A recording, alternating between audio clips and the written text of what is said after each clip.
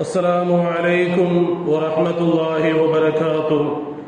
الحمد لله نحمده ونستعينه ونستغفره ونؤمن به ونتوكل عليه ونعوذ بالله من شرور أنفسنا ومن سيئات أعمالنا.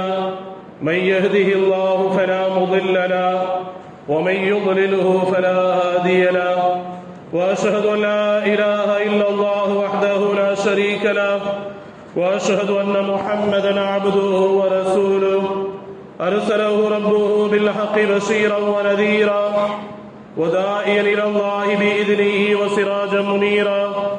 صلى الله تعالى عليه وعلى آله وصحبه أجمعين. أما بعد، قال الله تبارك وتعالى في القرآن العظيم والفرقان المجيد: أعوذ بالله من الشيطان الرجيم. بسم الله الرحمن الرحيم. إن عدة الشهور عند الله 12 شهرا في كتاب الله يوم خلق السماوات والأرض منها 4 حرم. صدق الله العظيم. وقال رسول الله صلى الله عليه وسلم: إذا دخل رجب قال: اللهم بارك لنا في رجب وشعبان وبلغنا في رمضان. صدق رسول الله صلى الله عليه وسلم. رب اشرح لي صدري ويسر لي أمري واحلل عقدة من لساني يفقهوا قولي. அளவற்ற அருளாளனும் நிகரற்ற அன்புடையோனுமாகிய வற்றா கருணை கடலாளன் ஆற்றல் மிகுந்த அல்லாஹுவை போற்றி புகழ்ந்தவனாக எனது உரையை துவக்கம் செய்கிறேன். எல்லா புகழும் அகிலங்களின் இரட்சகன் அல்லாஹ் ஒருவருக்கே உரித்தாகட்டும். அந்த ரப்புல் ஆலமீனுடைய சாந்தியும் சமாதானமும் நமது ஈருலக தலைவர் ஹஸ்ரத் முஹம்மது முஸ்தபா ரசூலுல்லாஹி ஸல்லல்லாஹு அலைஹி வஸல்லம் அன்னவர்கள் மீதும் அவர்களின் அடிச்சுவடுகளை பின்பற்றி வாழ்ந்து கொண்டிருக்கிற இனி வாழப் போகிற அனைத்து நல்லடியார்களின் மீதும் அல்லாஹுவின் அன்பும் அருளும் என்றென்றும் நின்று நிலவட்டுமாக. கண்ணியத்திற்கும் இறை நேசத்திற்குரிய அல்லாஹ்வின் நல்லடியார்களே, இன்றைய ஜும்ஆவின் மகுடமாக பரக்கத். அன்பிற்குரிய அல்லாஹ்வின் நல்லடியார்களே, இஸ்லாமிய பரக்கத்தான சங்கையான 4 மாதங்களிலே ஒரு மாதத்திலே நாம் எல்லாம் வீற்றிருக்கிறோம். ஆம், இந்த ரஜபுடைய மாதம் என்பது இருக்கிறதே ரொம்ப சிறப்பான ஒரு மாதமாக இருக்கிறது.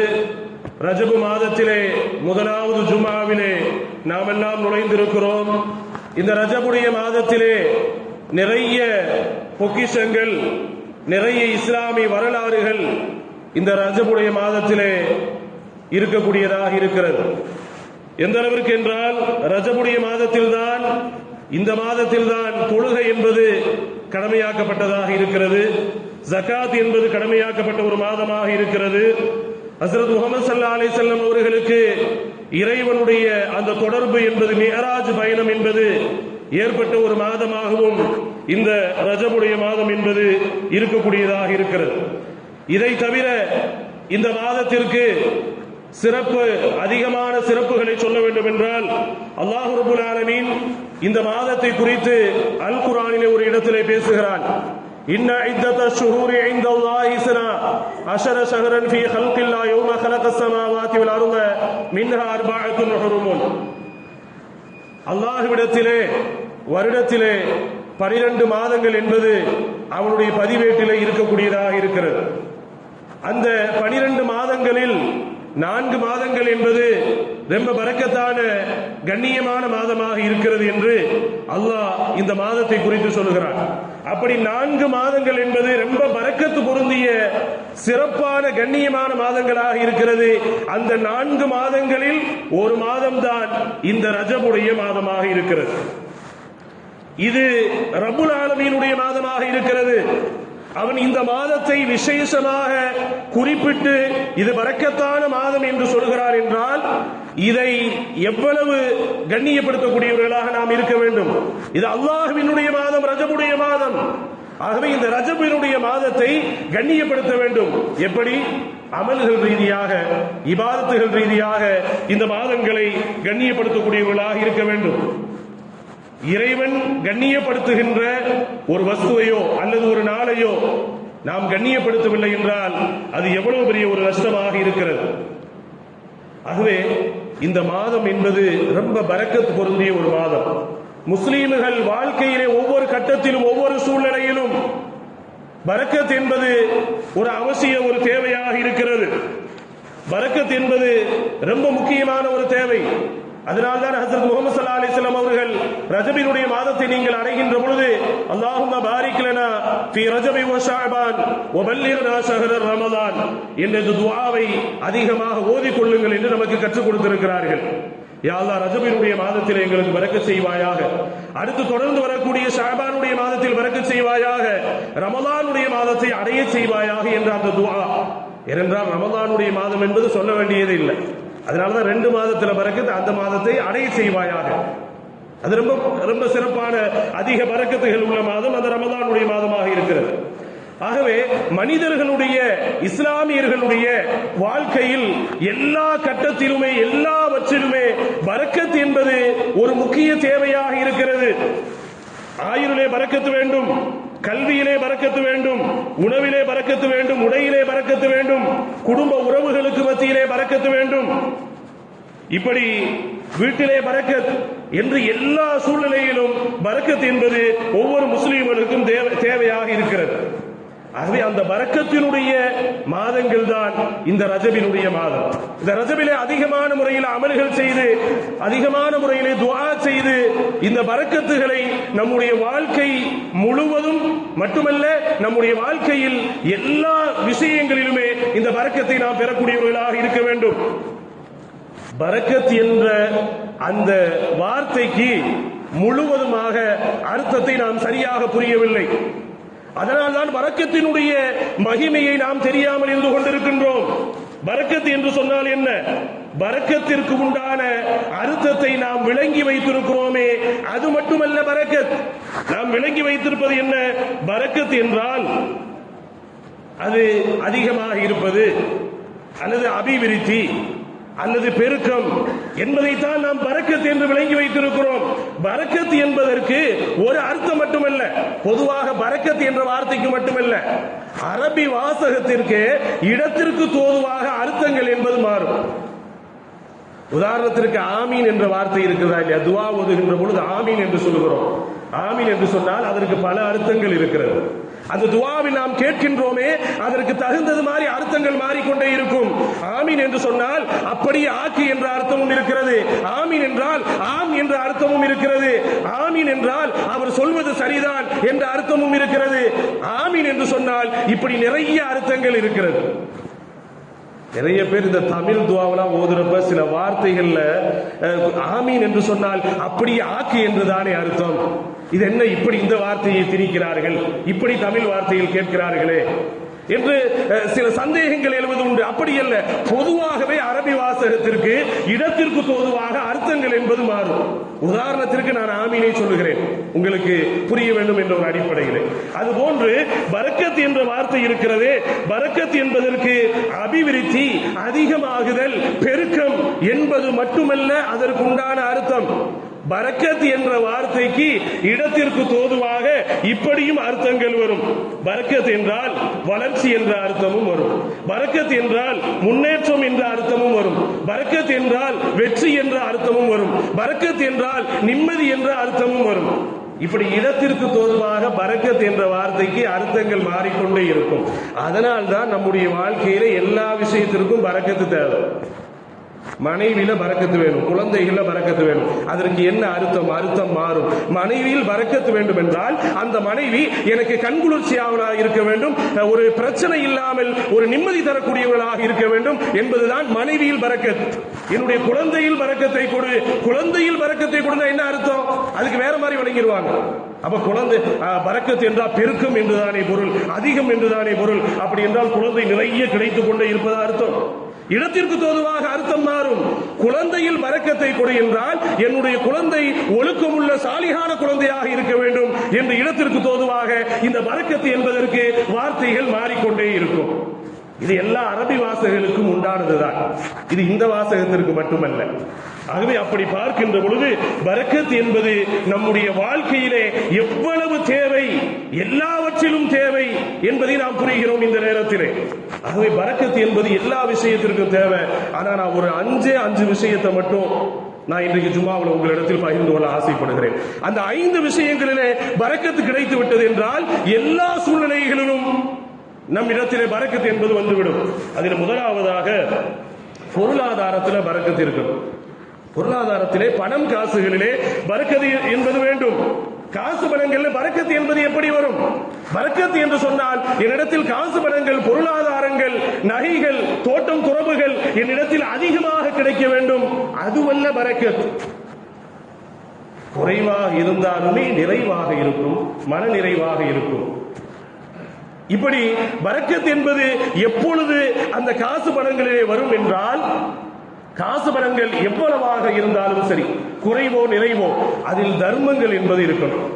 சதகாக்கள், தான தர்மங்கள் வறியவர்களுக்கு வாரி வழங்குகின்ற பொழுதுதான் பொருளாதாரத்தில் பரக்கத் என்பதை நாம் பார்க்க முடியும்.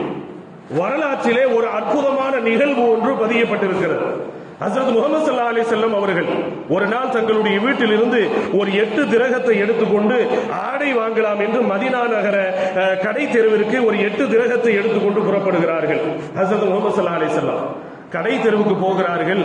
அங்கு ஒரு சிறுமி அழுது கொண்டு நிற்கிறார். அந்த சிறுமி இடத்திலே ஹஜ்ரத் முஹம்மது ஸல்லல்லாஹு அலைஹி வஸல்லம் போகிறார்கள். ஏனம்மா அழுது கொண்டிருக்கிறாய் என்று கேட்கின்ற பொழுது அந்த சிறுமி சொன்னால், என்னுடைய எஜமானி அம்மா என்னிடத்திலே 4 திரகத்தை கொடுத்து வீட்டிற்கு உண்டான மளிகை ஜாமான்கள் பொருட்களை வாங்கி வர சொன்னார்கள். நான் ஒரு வீட்டிலே பணிப்பெண்ணாக இருக்கிறேன். அந்த 4 திரகங்களை நான் தொலைத்து விட்டேன், காணவில்லை.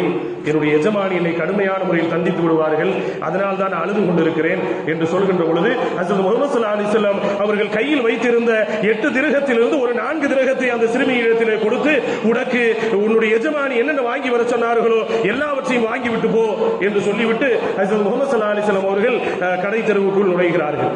நுழைந்து விட்டு ஒரு 2 திரகத்திற்கு ஒரு ஆடை ஒன்றை வாங்குகிறார்கள். ஆடையை வாங்கி வீட்டுக்கு வருகிறார்கள். வீட்டுக்குள் நுழைவதற்கு முன்னால் ஒரு யாசகர் வந்து விடுகிறார். எனக்கு அந்த உடையை தாருங்களேன் என்று கேட்கிறார் யாசகர். ஹஜ்ரத் முஹம்மது ஸல்லல்லாஹு அலைஹி வஸல்லம் அவர்கள் அந்த 2 திரகத்திற்கு வாங்கிய அந்த ஆடையை அந்த யாசகருக்கு கொடுக்கிறார்கள். மீண்டும் மதீனா பஜாருக்கு விரைந்து வருகிறார்கள். வந்துவிட்டு மீதம் எவ்வளவு 8 திரகத்திலே 4 சிறுமிக்கு போய்விட்டது, 2 யாசகருக்கு போய்விட்டது, மீதம் 2 திரகம் இருக்கிறது. அந்த 2 திரகத்திலே ஒரு ஆடையை வாங்குகிறார்கள். ஆடையை வாங்கி திரும்பி பார்த்தால் அங்கு ஒரு யாசகர் இருக்கிறார். என்னிடத்தில் எந்த உடையுமே இல்லை, எனக்கு யாராவது உடை ஆடை வாங்கி கொடுத்தால் அல்லாஹ் அவர்களுக்கு உயர்ந்த கூலியை கொடுப்பான், நன்மை செய்வான் என்று சொல்லிக் கொண்டிருக்கிறார் ஒரு யாசகர். அந்த உடையும் அந்த யாசகருக்கு ஹஜ்ரத் முஹம்மது ஸல்லல்லாஹு அலைஹி வஸல்லம் கொடுத்து விட்டார்கள். 8 திரகம் முடிந்து விட்டது. திரும்புகிறார்கள் வீட்டுக்கு. திரும்புகின்ற பொழுது அந்த மதீனாவினுடைய அந்த பஜாரிலே கடை தெருவிலே ஆரம்பத்தில் பார்த்த அதே சிறுமி அழுது கொண்டு நிற்கிறாள். கையில் மளிகை ஜாமான்களை எல்லாம் வைத்துக் கொண்டு அழுது கொண்டு நிற்கிறார். அப்பொழுது காசை தொலைத்து விட்டேன் என்று அழுதாய், அதற்குண்டானதை கொடுத்து விட்டேன், வாங்கி விட்டாய், இப்பொழுது எதற்கு அழுகிறாய் என்று அந்த சிறுமியிடம் கேட்கின்ற பொழுது அந்த சிறுமி சொன்னால், என்னுடைய எஜமானி காசை கொடுத்து அனுப்பி ரொம்ப நேரங்கள் ஆகிவிட்டது, நான் இந்த பொருட்களை கொண்டு போய் கொடுத்தால் ஏன் இவ்வளவு தாமதம் என்று என்னை ஏதாவது கண்டிக்க கூடும், அடிப்பார்கள், எனக்கு தண்டனை கொடுப்பார்கள், பயமாக இருக்கிறது. யா ரசூலுல்லாஹ், தாங்கள் பரிந்துரைக்கு வர வேண்டும் என்று அந்த சிறுமி ஹஜ்ரத் முஹம்மது ஸல்லல்லாஹு அலைஹி வஸல்லம் அவரோடு சொல்கிறார். சரி, வருகிறேன் என்று ஹஜ்ரத் முஹம்மது ஸல்லல்லாஹு அலைஹி வஸல்லம் அந்த சிறுமியுடன் போகிறார்கள். நான் முன்னால் செல்கிறேன், எனக்கு பின்னால் வா என்று அந்த சிறுமியிடத்தில் சொல்லிவிட்டு அப்படியே நடந்து போய் கொண்டிருப்போம். எப்பொழுது உன்னுடைய எஜமானியுடைய வீடு, நீ பணி செய்யக்கூடிய வீடு வருகிறதோ என்னிடத்தில் சொல் என்று ஹஜ்ரத் முஹம்மது ஸல்லல்லாஹு அலைஹி வஸல்லம் சொல்கிறார்கள். அது போன்றே போகிறார்கள். போய் அந்த வீடை அடைகிறார்கள். அடைகின்ற பொழுது ஹஜ்ரத் முஹம்மது ஸல்லல்லாஹு அலைஹி வஸல்லம் அங்கு போய் நின்று சலாம் சொல்கிறார்கள். முதல் முறை சலாம் சொல்கிறார்கள், பதில் வரவில்லை. இரண்டாவது முறை சலாம் சொன்னார்கள், பதில் வரவில்லை. மூன்றாவது முறை சலாம் சொல்கிறார்கள், பதில் வரவில்லை. அதற்கு அடுத்ததாக அங்கிருந்து உள்ளிருந்து பதில் வருகிறது, பெண்களுடைய குரலில் இருந்து. நான் 2 முறை சலாம், 3 முறை சலாம் சொன்னேன், பதில் சொல்லவில்லையே. மூன்றாவது முறை நீங்கள் அது 3 முறைக்கு அடுத்து நீங்கள் பதில் சொல்கிறீர்களே என்று ஹஜ்ரத் முஹம்மது ஸல்லல்லாஹு அலைஹி வஸல்லம் அவர்கள் கேட்கின்ற பொழுது அந்த வீட்டிற்குள் இருந்த பெண்மணிகள் சொன்னார்கள், யா ரசூலுல்லாஹ், நீங்கள் அல்லாஹ்வினுடைய தூதராக இருக்கிறீர்கள், நீங்கள் சலாம் சொல்வது என்பது அது எவ்வளவு பெரிய பாக்கியமாக இருக்கிறது. அல்லாஹ்வினுடைய சாந்தியும் சமாதானமும் பரக்கத்துகளும் உங்கள் மீது உண்டாவதாக என்று நீங்கள் துஆ செய்கிறீர்களே, இந்த துஆ கிடைப்பது எவ்வளவு பெரிய பாக்கியமாக இருக்கிறது. அதனால் தான் வேண்டும் என்றே நாங்கள் பதில் சொல்லாமல் இருந்தோம். அந்த துஆவை திரும்ப திரும்ப பெறுவதற்கு என்ற ஒரு விஷயத்தையும் சொல்லுகிறார்கள். இந்த இடத்துல நிறைய படிப்பினைகள் நமக்கு இருக்கிறது. வீடுகளிலே சலாம் சொல்வதாலும் பரக்கத்துகள் ஏற்படும். நண்பர்களுக்கு மத்தியில, உறவுகளுக்கு மத்தியில சலாமுகளை அதிகமாக எத்தி வைப்பதாலும் பரக்கத்து உண்டாகும் நம்முடைய வாழ்க்கையில. அந்த பெண்மணிகள் காரணம் கேட்கிறார்கள். யா ரசூலுல்லாஹ், தாங்கள் வந்ததற்கு உண்டான காரணம். ஹஜ்ரத் முஹம்மது ஸல்லல்லாஹு அலைஹி வஸல்லம் சொன்னார்கள், இது போன்று கடை தெருவிலே நான் ஆடை வாங்க வந்தேன், இந்த சிறுமி இப்படி நின்று கொண்டிருந்தால் என்ற நடந்த விவரங்களை ஹஜ்ரத் முஹம்மது ஸல்லல்லாஹு அலைஹி வஸல்லம் கூறிவிட்டு, இந்த சிறுமிக்கு நான் பரிந்துரை செய்கிறேன், நீங்கள் எந்த தண்டனையும் கொடுத்து விடாதீர்கள் என்று ஹஜ்ரத் முஹம்மது ஸல்லல்லாஹு அலைஹி வஸல்லம் சொல்கின்ற பொழுது, அந்த வீட்டில் இருந்த ஒரு சில பெண்கள் உள்ளிருந்து சப்தமாக சொல்கிறார்கள், யா ரசூலல்லாஹ், நாளை மறுமை நாளிலே முழு உம்மத்திற்கும் ஷஃபாஅத் பரிந்துரை செய்யக்கூடியவர்கள் நீங்களாக இருக்கிறீர்கள். உங்களுடைய பரிந்துரையை நாங்கள் எப்படி ஏற்காமல் இருக்க முடியும்? முழு உம்மத்திற்கே பரிந்துரைக்கு உட்பட்டவர்கள் நீங்கள் பரிந்துரை செய்தால் அதை நாங்கள் மறுக்க முடியுமா என்று சொல்லிவிட்டு அந்த வீட்டுக்குள் இருந்து அந்த எஜமானி அம்மா முதற்கொண்டு ஒரு சில பெண்களும் சொன்னார்கள், இந்த சிறுமியை இதோ நாங்கள் அடிமை இல்லை, நாங்கள் சுதந்திரமாக்குறோம், விடுதலை செய்கிறோம் என்று சொல்லி உரிமை விட்டார்கள். ஹஜ்ரத் முஹம்மது ஸல்லல்லாஹு அலைஹி வஸல்லம் இந்த வரலாறு வீட்டில் வந்து சொல்றாங்க, நான் 8 திரகம் கொண்டு போனேன், ஆனால் இந்த 8 திரகம் என்பது சாதாரணமானதல்ல, ரொம்ப பரக்கத்தானது, இதுதான் பரக்கத் என்று சொன்னார்கள். 8 திரகம் எடுத்துக்கொண்டு போய் 2 யாசகர்களுக்கு உடை வாங்கி கொடுத்திருக்கிறேன், ஒரு சிறுமிக்கு ஒரு வீட்டிற்கு உண்டான பொருட்கள் வாங்கி கொடுக்கப்பட்டிருக்கின்றது, ஒரு அடிமை பெண் சுதந்திரமாக விடப்பட்டிருக்கிறாள். 8 திரகத்தில் எவ்வளவு பரக்கத் என்று பார்த்தீர்களா? இதுதான் பரக்கத் என்று ஹஜ்ரத் முஹம்மது ஸல்லல்லாஹு அலைஹி வஸல்லம் அவர்கள் சொன்னார்கள். ஆகவே பொருளாதாரங்களிலே, காசு பணங்களிலே பரக்கத் எப்படி வரும் என்றால், அங்கு தர்மங்கள் இருக்கின்ற பொழுதுதான் அந்த காசு பணங்கள் என்பது அதிகமாகும், பெருக்கம் ஏற்படும், பரக்கத் என்பது வரும். தர்மம் செஞ்சுட்டா குறைஞ்சு போயிருமே, ஏழை எளியவர்கள் கஷ்டப்படுகிறார்கள், எடுத்து கொடுத்தால் தீர்ந்து போய்விடுமே என்று இருந்தால் அதில் பரக்கத் இருக்காது. காசு பணங்களிலே பரக்கத்து வேண்டும் என்று சொன்னால் அதிகமான முறையிலே தான தர்மங்கள் செய்யக்கூடியவர்களாக இருக்க வேண்டும். அதே போன்று குறைவான காசு பணங்கள் இருந்தாலுமே அதில் நம்மால் முடிந்த அளவிற்கு தர்மங்களை செய்ய வேண்டும். அதுவும் இல்லை என்று சொன்னால் நமக்கு ஒரு குறைவான ஒரு பொருளாதாரங்கள், காசு பணங்கள் தான் வருகிறது என்றால் அதை பொருந்திக் கொள்ள வேண்டும். அப்பொழுதுதான் அதிலே பரக்கத்து இருக்கும். நிறைய பேர் வியாபாரங்கள்ல, தொழில் துறைகள் என்ன செய்வாங்க, வேலை செய்யறதுல கூட எவ்வளவு சம்பளம் கொடுத்தாலும் அவங்களுக்கு பத்தாது. நிறைய இடங்களில் பணி செய்யக்கூடியவர்கள், வேலை செய்யக்கூடியவர்கள், ஒரு முதலாளிக்கு கீழ் பணி செய்யக்கூடியவர்கள், என்னங்க 700 ரூபா தான் கொடுக்குறீங்க, என்ன 1000 ரூபா தான் கொடுக்குறீங்க, எவ்வளவு வேலை செஞ்சிருக்கிறேன், இதெல்லாம் பத்துமா? அத காசு பணங்களில், அதாவது நான் பொருந்திக் கொள்கிறேன் என்று இருக்கின்ற பொழுதுதான், அல்ஹம்துலில்லாஹ் எனக்கு போதும் என்கின்ற பொழுதுதான் அதில் பரக்கத்து வரும். நான் செய்த வேலைக்கு இது போதாது. இன்றைக்கு நிறைய துறைகளில் இந்த விஷயம் இருக்கிறது. எங்க போய் எந்த வேலையாக இருந்தாலும் சரி, ஒரு வேலை செஞ்சுட்டா இந்த காசுலாம் பத்தாதுங்க, என்னங்க காசு கொடுக்குறீங்க? ஒரு சில முதலாளிகள் அநியாயமா கொடுக்கறவங்க இருக்கிறாங்க. காலையில இருந்து நைட்டு வரைய படாத பாடுபடுத்திட்டு 300 கொடுக்கிற ஆளு இருக்குது. அதை நான் சொல்ல வரவில்லை. 600, 500, 600, 700 ஒரு அதற்கு உண்டான தொகை இல்ல. நான் அதிகமா வேலை செஞ்சிருக்கிறேன், காலையில இருந்து வேலை செஞ்சுட்டு இருக்கிறேன். அந்த முதலாளிக்கு முன்னாடி என்ன செய்வாரு? நல்ல ரெஸ்ட் எடுத்திருப்பாரு, நல்ல ஓய்வுலாம் எடுத்திருப்பாரு. முதலாளி இல்லாத நேரத்தில், முதலாளி இருக்கிறப்ப அப்படி இப்படி எல்லா வேலையும் செஞ்சுட்டு, நான் காலையில இருந்து உட்கார கூட இல்ல, எவ்வளவு வேலை செஞ்சிருக்கிறேன், என்ன சம்பளத்தை கொடுக்குறீங்க, இதெல்லாம் பத்தாது என்று புலம்பிக் கொண்டே இருப்பார். அதுல என்ன? அதில் பரக்கத் என்பது ஏற்படாது. குறைவான நாம் செய்யக்கூடிய தொழில்களிலே, வியாபாரங்களிலே குறைவான ஊதியம் கிடைத்தாலும் அதை பொருந்திக் கொள்கின்ற பொழுது அதிலே பரக்கத் என்பது ஏற்படக்கூடியதாக இருக்கிறது. அதுபோன்று காசு பணங்கள் எப்பொழுது பரக்கத்து வரும் என்றால், நாம் செய்யக்கூடிய வியாபாரங்களிலே, தொழில் துறைகளிலே, பிசினஸ்களிலே நியாயமாக இருக்கணும். அநீதி செய்யக்கூடாது, மோசமாக நடக்கக்கூடாது வியாபாரங்கள்ல. அப்ப என்ன ஆகும்? அந்த காசு பணங்கள் மூலமாக பரக்கத் என்பது கிடைக்காமல் போய்விடக்கூடியதாக இருக்கிறது. ஆகவே நம்முடைய வாழ்க்கையிலே ரொம்ப முக்கியமான, பொருளாதாரத்தில் பரக்கத் என்பது ரொம்ப முக்கியமானதாக இருக்கிறது. இந்த துன்யாவில் காசு பணம் இல்லாம இந்த துன்யாவில் இருக்க முடியாது. காசு பணம் அவசிய தேவைதான், ஆனா அதுல அளவுக்கு மீறி வேணும். ஆனா கொஞ்சமாக இருந்தாலும் அதுல பரக்கத் இருந்துட்டு அல்ஹம்துலில்லாஹ் போதும். அப்ப பொருளாதாரங்கள்ல பரக்கத் என்பது வேணும். இரண்டாவதாக ஆயுளே பரக்கத் என்பது கண்டிப்பாக வேண்டும். நம்முடைய ஆயுள் என்பது நான் ரொம்ப வருடம் வாழுகிறேன் அல்லது குறைந்த வருடம் வாழ்கிறேன் என்பதல்ல. குறைந்த ஆயுளோ நிறைந்த ஆயுளோ அது பரக்கத்தான ஆயுளாக இருக்க வேண்டும். நம்ம நிறைய ஹதீசுகள் பேசுறோம், நிறைய ஹதீசுகள் படிக்கிறோம், கேள்விப்படுறோம். அதை அறிவித்த நிறைய நல்லடியார்கள், நிறைய சஹாபாக்கள், நிறைய தாபீன்கள், தபஅ தாபீன்கள், நாதாக்கள், சுஹதாக்கள், அவருடைய வரலாறுகளை பார்க்கின்ற பொழுது வெறும் 27 வயது 35 வயது தான் அவர்கள் வாழ்ந்திருக்கிறார்கள். பிறகு எப்படி இவ்வளவு ஹதீசுகளை இந்த சமுதாயத்திற்கு அவங்க அறிவிச்சாங்க, எத்தி வச்சாங்க? அதுதான் ஆயுள் பரக்கத் என்பது. நிறைய நல்லடியார்கள் அவர்கள் வாழ்ந்த காலங்களை பார்க்கின்ற பொழுது ரொம்ப குறைவான ஆயுள் பெற்றவர்களாகவே இருந்திருக்கிறார்கள். ஆனால் அல்லாஹ் அங்க என்ன செஞ்சிருக்கிறான்? ஆயுள பரக்கத் செய்திருக்கிறான். அல்லது நீண்ட காலமே வாழ்ந்தாலும் கூட அது பரக்கத்தான ஆயுளாக இருக்க வேண்டும். அந்த பரக்கத்தான ஆயுள் என்பது எப்பொழுது தெரியும் என்றால், மரண நேரத்தில் அது நம்முடைய ஆயுள் என்பது அது பரக்கத்தானதா என்ன என்பது தெரியும். ஹஸ்ரத் பிலால் ரலியல்லாஹு தஆலா அவர்கள் மரணப்படுக்கையிலே இருக்கிறார்கள்.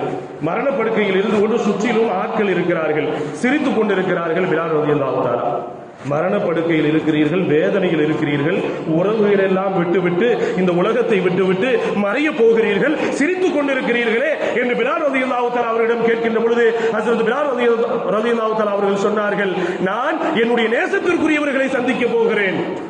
ரப்புல் ஆலமீன் ஹஸரத் முஹம்மது ஸல்லல்லாஹு அலைஹி வஸல்லம் அவர்கள் எத்தனையோ சஹாபாக்கள், நான் என்னுடைய பிரியத்திற்குரியவர்களை நான் சந்திக்க போகிறேன், நிரந்தரமான இடத்திற்கு போகிறேன், எனக்கு இதைவிட வேறு என்ன சந்தோஷம் இருக்கிறது என்று பிலால் ரலியல்லாஹு தஆலா அவர்கள் சொன்னார்கள் என்றால், அதுதான் ஆயுளிலே பரக்கத் என்பது. அந்த இறுதி நேரத்தில் ஏற்படும் ஒரு மகிழ்ச்சி, ஒரு சந்தோஷம். ஆகவே ஆயுளிலே பரக்கத் என்பது ரொம்ப முக்கியமான தேவையாக இருக்கிறது. மூன்றாவதாக உணவிலே பரக்கத் என்பது வேண்டும். நமக்கு நாம் உணவுகள் இருக்கிறது, அந்த உணவிலே பரக்கத் என்பது கண்டிப்பான ஒரு தேவையாக இருக்கிறது. இமாம் நவவி ரஹ்மத்துல்லாஹி அவர்கள் சொல்கிறார்கள், உணவில் பரக்கத் என்பது இருக்க வேண்டும். அந்த பரக்கத் உணவில் இருந்தால்தான் சாலிகான அமல்கள் செய்ய முடியும், நல்ல முறையில் இபாதத்துகள் செய்ய முடியும், இறைவனை வணக்க வழிபாடுகள் செய்ய முடியும். உணவிலே பரக்கத் என்பது இருக்கணும். எத்தனை இடங்கள்ல போய் நம்ம உணவு சாப்பிட்டுருப்போம், சாப்பிட்ட உடனே அமல் செய்யலாம் தோணாது. எத்தனையோ நம் சாப்பிடக்கூடிய உணவுகள் என்பது ஒரு அமல்கள் செய்வதற்கு மட்டுமல்ல, நல்ல சிந்தனைகளை நம்மை தூண்ட வேண்டும், நல்ல விஷயங்களின் பக்கம் நம்மை பயணம் செய்ய வைக்க வேண்டும். அதுதான் பரக்கத்தான உணவாக இருக்கிறது. பரக்கத்தில்லாத உணவை நாம் சாப்பிட்டு விட்டோம் என்றால் அது தொழுகுவதற்கோ வணக்க வழிபாடுகள் செய்வதற்கோ நல்லறங்கள் செய்வதற்கோ நல்ல விஷயத்தின் பக்கம் பயணிப்பதற்கோ அது நம்மை நுழைக்காது, நம்மை பயன்படுத்தாது என்றால் அது பரக்கத்தில்லாத ஒரு உணவாக இருக்கிறது. தேவபந்திலே ஷாஹிஜி என்ற ஒரு நல்ல மனிதர் ஒருத்தர் வாழ்ந்து வந்தார். அந்த ஷாஹிஜிக்கு என்ன பணி என்றால், இந்த கால்நடைகளுக்கு புற்களை வெட்டி கொண்டு புல் விற்கக்கூடிய ஒரு பணியை செய்து கொண்டிருக்கிறார். அந்த ஷாஹிஜி என்ன செய்வார், புற்களை ஆங்காங்கே வெட்டி கொண்டு அதை சேகரித்து தினமும் ஒரு புல்கட்டை விற்பனை செய்வார். ஒரு புல்கட்டு விற்றால் 6 பைசா அவருக்கு கிடைக்கும். அந்த ஷாஹிஜி அவர்களுக்கு தேவபந்தில் இருந்தவர் 6 பைசா கிடைக்கும். அந்த 6 பைசாவை ஒரு புல்கட்டை விற்றுவிட்டு 6 பைசாவை என்ன செய்வார் என்றால் 2 பைசாவை குடும்பத்திற்கு செலவு செய்வார், 2 பைசாவை தர்மம் செய்வார், 2 பைசாவை சேகரித்து வைப்பார். அவரிடத்திலே புல்கட்டு வாங்குவதற்கு போட்டி போடுவார்கள். ஏனென்றால் பரக்கத்தான் அவரிடத்தில் பரக்கத்தை உணர்ந்தவர்கள் அந்த வாடிக்கையாளர்கள் அந்த புல்கட்டை வாங்குவதற்கு அவ்வளவு போட்டிகளாக இருக்கும். அந்த 2 பைசாவை தினமும் சேகரித்து வைக்கிறாரே, ஒரு வருடம் ஆனதும் என்ன செய்வார் என்றால் அந்த சேகரித்து வச்ச அந்த 2 பைசாவை ஒரு வருடம் ஆனவுடன் ஒரு தொகையாக இருக்கும். அந்த ஊர் மக்களை கொஞ்சம் பேர் என்ன செய்வார், விருந்துக்கு அழைப்பு கொடுப்பார். விருந்துக்கு அழைப்பு கொடுத்து அவர்களுக்கு வயிறார உணவு கொடுப்பார். அந்த விருந்திலே கலந்து கொள்வதற்கு நிறைய நல்லடியார்கள் போட்டி போட்டு வருவார்கள். ஷாஹிஜி எப்பொழுது விருந்துக்கு அழைப்பு கொடுப்பாரோ அந்த விருந்தில் கலந்து கொள்ள வேண்டுமே என்று நிறைய நல்லடியார்கள் போட்டி போட்டு அந்த விருந்தில் கலந்து கொள்வார்கள். ஏனென்றால் ஷாஹிஜியினுடைய விருந்தில் கலந்து கொண்டு அந்த உணவை உண்டால் 40 நாட்கள் அமல்கள் செய்வதற்கு, இபாதத் செய்வதற்கு அவ்வளவு சந்தோஷமாக இருக்கிறது, அவ்வளவு மகிழ்ச்சியாக இருக்கிறது. அமல்கள் செய்வதிலே பின்வாங்குதல், ஒரு சோம்பேறித்தனம் என்பது, ஒரு பலகீனம் என்பது 40 நாட்கள் இருப்பதில்லை. பரக்கத்தான உணவு என்று சொல்லி போட்டி போட்டு போய் அந்த விருந்திலே கலந்து கொள்வார்களாம். அப்படி என்றால் உணவிலே பரக்கத் என்பது இருக்கிறதே நம்முடைய வாழ்க்கையில், அது ரொம்ப முக்கியமாக இருக்கிறது. உணவிலே பரக்கத் என்பது எப்படி வரும்? அந்த உணவிலே அதே போன்று நாம் சாப்பிடுகின்ற பொழுது அந்த உணவில் எப்படி மார்க்கம் நம்மை சாப்பிட சொல்லி இருக்கிறதோ அந்த முறை பிரகாரம் சாப்பிட வேண்டும். பிஸ்மில்லா சொல்லி சாப்பிட வேண்டும், ஓரமாக சாப்பிட வேண்டும், உள்ளங்கையில் படாமல் சாப்பிட வேண்டும், கீழே சிந்தாமல் சாப்பிட வேண்டும், சுன்னத்தான முறையில் சாப்பிட வேண்டும், குடும்பத்தோடு சேர்ந்து அமர்ந்து சாப்பிட வேண்டும். சில சஹாபாக்கள் ஹஸரத் முஹம்மது ஸல்லல்லாஹு அலைஹி வஸல்லம் வருகிறார்கள். வந்துவிட்டு சொன்னார்கள், யா ரசூலல்லாஹ், நாங்கள் உணவு உண்ணுகிறோம், ஆனால் எங்களுக்கு நிம்மதி இருப்பதில்லை என்று சொல்லுகின்ற பொழுது ஹஸரத் முஹம்மது ஸல்லல்லாஹு அலைஹி வஸல்லம் சொன்னாங்க, உங்க உணவுல பரக்கத் இல்லைன்னு சொன்னாங்க. யா ரசூலல்லாஹ், அதற்கு நாங்க என்ன செய்யறது? உங்களுடைய குடும்பத்தோடு சேர்ந்து உண்ணுங்கள், ஒன்றாக அமர்ந்து சாப்பிடுங்கள், அது நிச்சயமாக பரக்கத் வரும், உங்களுக்கு சந்தோஷம் வரும் என்று சொல்லி ஹஸரத் முஹம்மது ஸல்லல்லாஹு அலைஹி வஸல்லம் அவர்கள் சொன்னார்கள். அதே போன்ற உணவுல பரக்கத்து வேணும்னா உணவு உண்ணுகின்ற பொழுது தேவையில்லாத பேச்சுக்களை தவிர்க்க வேண்டும். பிஸ்மில்லா சொல்லி சாப்பிட துவங்க வேண்டும். சாப்பிட்டுக் கொண்டிருக்கின்ற பொழுது இறைவனுக்கு அந்த உணவிற்காக, அந்த ரிஸ்க்குக்காக வேண்டி நன்றி செலுத்திக் கொண்டே இருக்க வேண்டும்.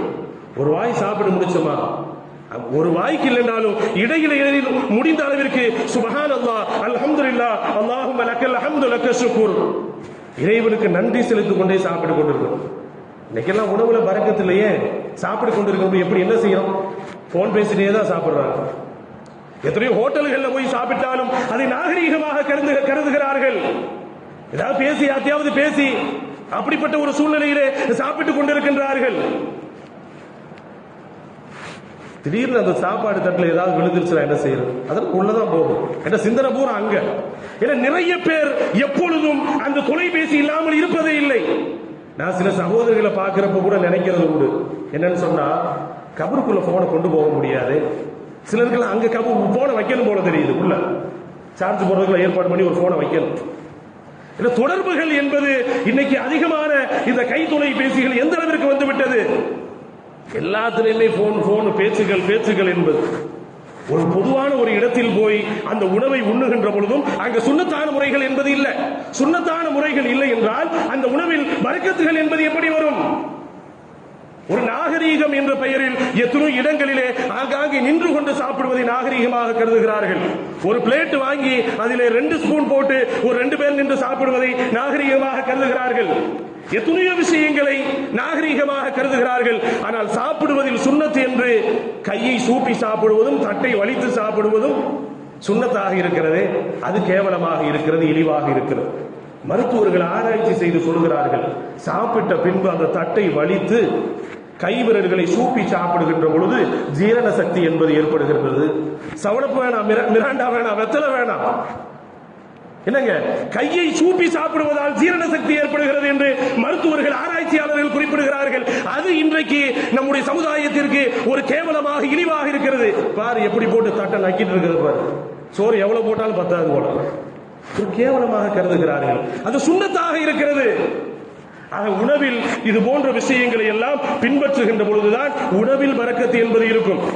நான்காவதாக, நான் எல்லா விஷயத்திலும் பரக்கத்தை ஒரு 5 விஷயங்களை மட்டும் தான் சொல்றேன், அது கூட நேரம் இல்லை. 4வதாக திருமணத்தில் பரக்கத்து வேண்டும். ஏனென்றால் ஹஸரத் முஹம்மது ஸல்லல்லாஹு அலைஹி வஸல்லம் அதுதான் நமக்கு சொல்லி கொடுத்திருக்கிறாங்க. ஒரு மணமக்களுக்கு பாரக்கல்லாஹு லக்குமா வ பாரக அலைக்குமா வ ஜமஅ பைனகுமா ஃபீ கைர், அவங்களுடைய பரக்கத்துக்காக வேண்டி துஆ செய்யுங்க என்று ஹஸரத் முஹம்மது ஸல்லல்லாஹு அலைஹி வஸல்லம் கற்றுக் கொடுத்திருக்கிறாங்க. ஏனென்றால் திருமண பந்தம் என்பது சாதாரணமான உறவல்ல. திருமண பந்தத்தின் மூலமாக அந்த பரக்கத்துகளை பெறுகின்ற பொழுது வாழ்க்கையிலே இறுதி வரை சந்தோஷமாக, மகிழ்ச்சியாக வாழலாம்.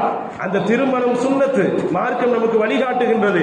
அந்த திருமணத்தில் நம்ம பரக்கத்தை பெறலனா வாழ்க்கையில கணவன் மனைவிக்கு மத்தியிலே, மாமனார் மாமியாக்களுக்கு மத்தியிலே, நாத்தனார்களுக்கு மத்தியிலே, இப்படி எத்தனை உறவுகள் இருக்கிறதோ நிறைய பிரச்சனைகளை சந்திக்கக்கூடியதாக இருக்கிறது.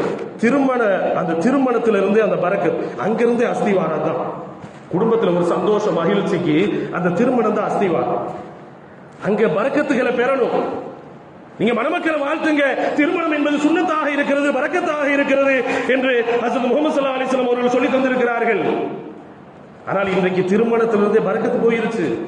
நிறைய அனாச்சாரங்கள், ஹராமுகள் தான் திருமணத்துல நிறைய இஸ்லாமியருடைய திருமணங்கள் இருக்கக்கூடியதாக இருக்கிறது.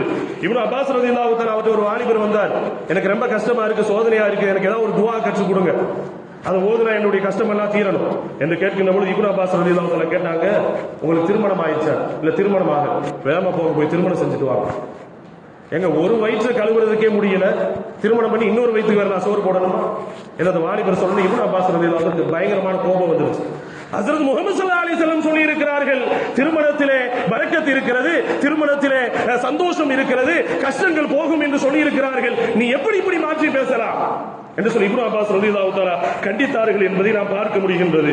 ஆகவே பரக்கத் என்பது எப்படி வரும்?